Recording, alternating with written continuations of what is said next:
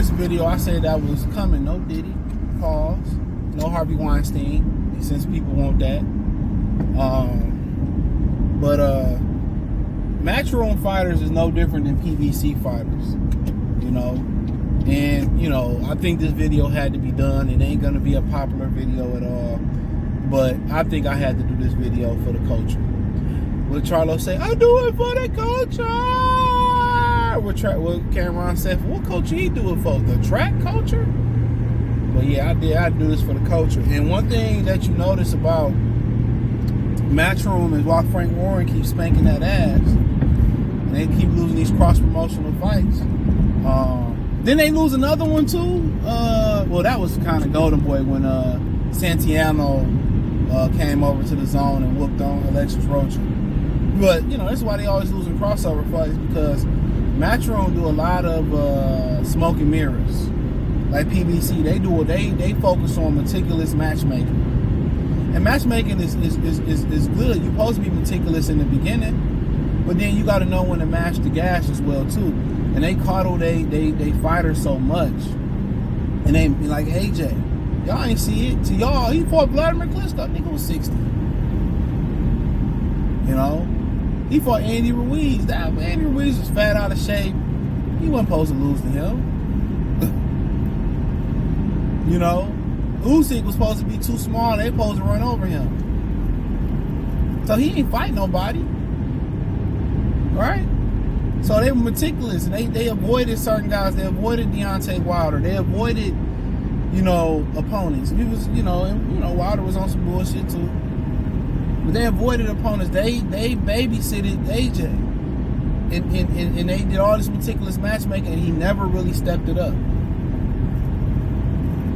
You know, it comes a point in time where you have to step it up, matchmaking wise.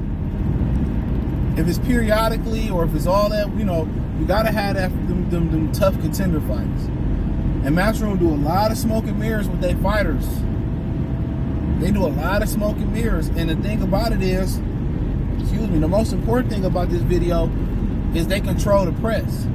Eddie Hearn do a lot of talking, a lot of lying. I offer these guys life-changing money, double what he made his last fight, and everybody come back and say the same thing. He plays the PR game. PBC does that very, very well. They control the PR. They give these dudes access to their fights in exchange, and maybe even pay some of these dudes, you know, but mainly it's access. They give them access to their fights, access to some of their fighters, in exchange for them to do good videos and speak good about their fighters. This is why when you go to a lot of these press rooms, they ask dumbass questions like Ellie Seckback did. They ask these dumb questions. When you hear somebody ask the real question, then you see Ellie Seckback or some of these reporters try to block them out. But when somebody got the balls to ask the real question, they get ostracized out the press room. But what is so funny is they got the balls to ask real questions, right? And then all these whole ass outlets, they record your question that you ask, right? And they put it on their channel before you get home, or you get a chance to upload it. They put it on their channel, but they didn't have the balls to ask the real questions. So they play the PR game very, very well. You know, they play the PR game very, very well. That's the difference. That's the honest to God difference. Eddie Hearn does a great job of speaking and putting things in the public, protecting his fighters, knowing all the way around. Oh, we'll fight Charles Conwell. We'll fight Terrence Crawford. Oh, we'll fight Mario Barrios. We'll fight Brian Norman Jr. We'll fight Steonis. The whole plan was them to fight Karen Churkachan again. They probably asked for the Karen Churkachan fight. If we keeping it a hundo, they probably asked for the Churkachan fight. If we keeping it a bean, they probably asked for the Churkachan fight. Eddie Hearn said we want to keep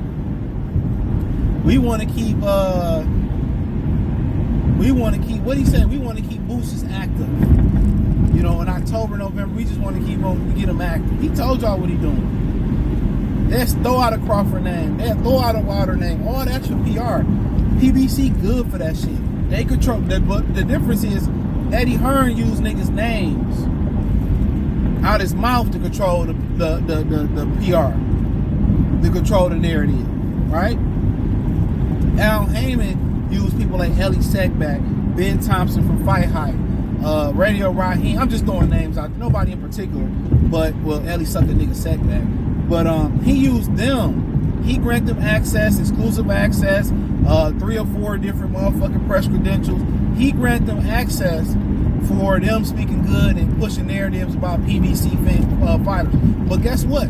Don't look at the narrative and the public reaction that they doing with it. Look at the results. They don't have one fighter that produced a true superstar at PBC. When they all step up to a certain level, they get smacked the fuck back down. And you might be able to add David Benavidez to the list if he fight the winner of Bivol and Better BF. If he fight him. Which a lot of people don't believe he gonna get in the ring and do anything. They'll fight him. Canelo even laughed at that.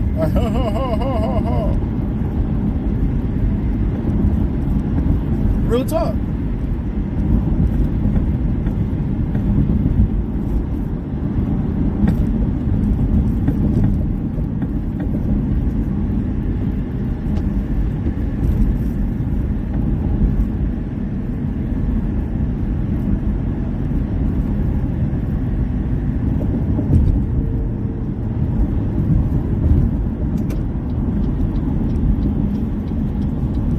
So yeah, man, I find that shit hella fun. Like they just do it their own different ways, but they do this, and they protect their fighters. But at the end of the day, you know, even as a parent, sometimes you can overprotect their fighters. I remember my barber used to cut on 7 Mile and off the Southfield Freeway, closer to Greenfield and shit. Right, he was at the old shop and shit, and he was telling me about this boy that his mother just overprotect him, walk him to the barber shop. You know, she don't let him go to the store. And he was basically saying, like, when he get out there and have to be on his own, he gonna be fooled out there because he don't really know how to operate on his own. His mother is overbearing. She's over coddling him or cuddling him. And he'll never know what it's like out to be a real dude. And when he get out there and he get, and them sharks get out there and they start attacking, he ain't gonna know what to do. That's what Eddie and Al do. They overprotect their fighters. At one point, yes, first 10, 15 fights, you got to protect them. But at some point, you see PBC, you see Top Rank and Frank Warren, they throw their fighters in tough. They and the boys lost to Joe Joyce, lost to Alexander Usyk, but they kept throwing him in tough. He was resilient. He was mentally tough as they thought he was. Frank Warren didn't release him, probably didn't threaten to release him. They just went to the drawing board behind closed doors. They made the proper adjustments, and then he came to the day that he finally graduated and he beat AJ. But without the Joyce fight, without the Usyk fight, what if he would have just fought vagabonds? AJ probably would have killed him. But with that experience, he became stronger, better, bigger. IQ rose up. He showed resilience, so and that showed in the fight. When you hold these dudes' hands and you make them fight 30, 35 fucking bums, and they fight once or twice a year, and then when they forced to step up in a pinnacle fight, it's like a cash out instead of a cash in. And if you would have put these dudes in tough, a loss is a loss. So the fuck be it. It's only so long that fake thugs can pretend. What Nas say? Or was it Jay-Z? One of them said that. It don't matter. It doesn't matter.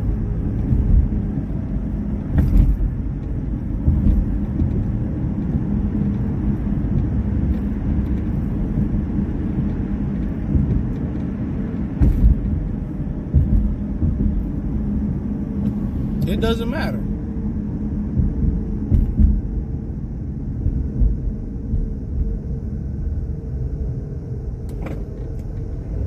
So they both do the same thing and they both end up with the same results. There's a science to matchmaking, and you can under matchmake somebody. There's a science to it. There's a science to it. And when you sit there and you hold these dudes' hands And you can control the media all you want, and they control a lot of you dudes. Y'all, CNN controlling y'all, and MSNBC controlling everybody. But y'all be letting this little Ellie suck a nigga sack back and fight Hub and fight Hype, and y'all be letting these control. I'm just throwing names out there other than Ellie. Control the narrative on y'all and push these narratives on y'all. They don't know, and it be false because they be wanting to continue getting access to these fighters, so they can't be real with you. That's why you remember when Terrence Crawford went on Sean Porter show and was speaking with all them, and they was picking. Oh, I'm gonna go with Earl.